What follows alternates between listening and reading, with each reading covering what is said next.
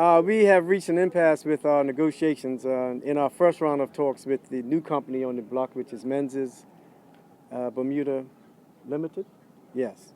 Now, Menzies is an international company by the I would say, definition of OECD. And as an international company in any jurisdiction, they have a duty and responsibility first to respect the union if the workers are organized. We're deadlocked in negotiations, and some of the hot buttons are, with most negotiations, are the money items. We are deadlocked on the hours of work. We're deadlocked on overtime. And the one that I think probably has feared many of the people here that you see behind me is the wages.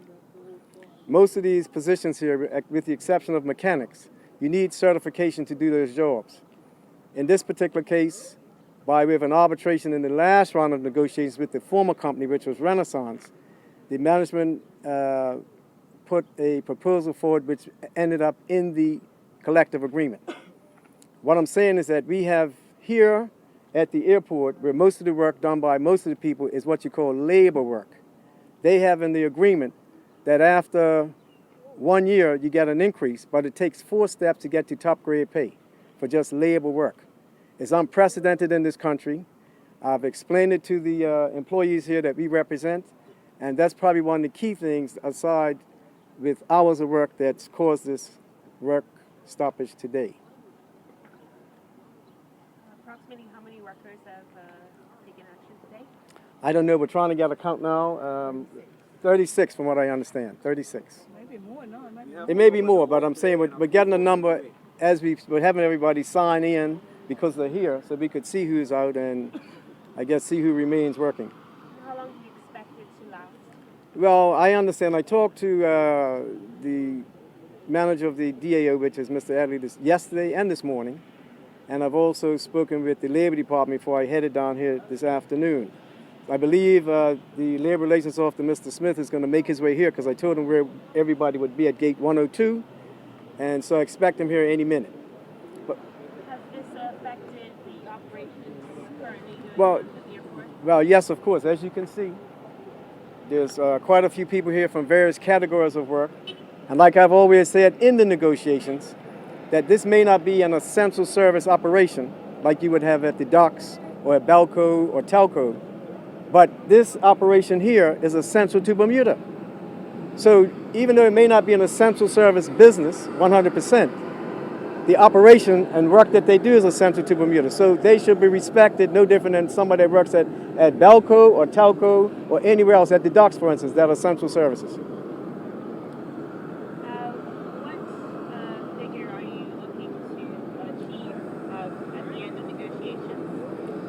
Again, fair, good faith negotiations will get us to where we want to be, is to conclude these negotiations. What we're looking for is respect for the work that they do. And I don't want to go into the history, but you know there was a company that had a monopoly here at one time, which was ASB. They pretty much dominated everything on this airfield here. There's competition now, and with competition, sometimes wages and prices go down for services. We understand that. But at the same time, being that it's a central work area, we want fair pay for that work that they do. Do you see this going to arbitration? It's probably going to end up there, yes.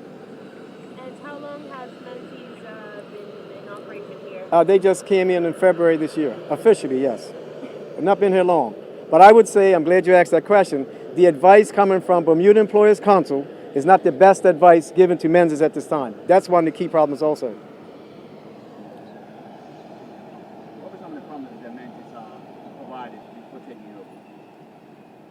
I wasn't there in the initial talks, but I am the one that represents this group here. James may have been in some of the key meetings with the persons. What's part of the issue?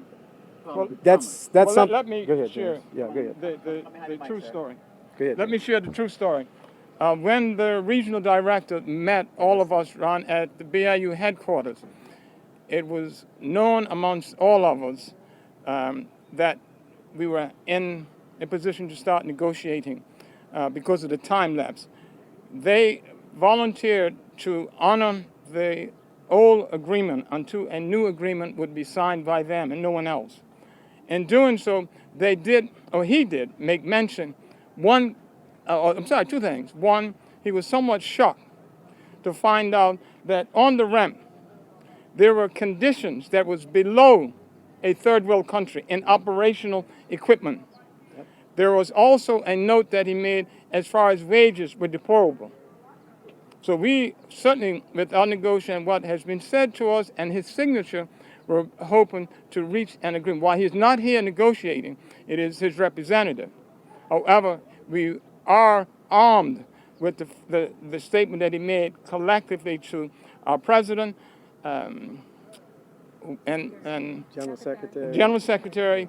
and the various members of our division that were there to hear his presentation once we met him.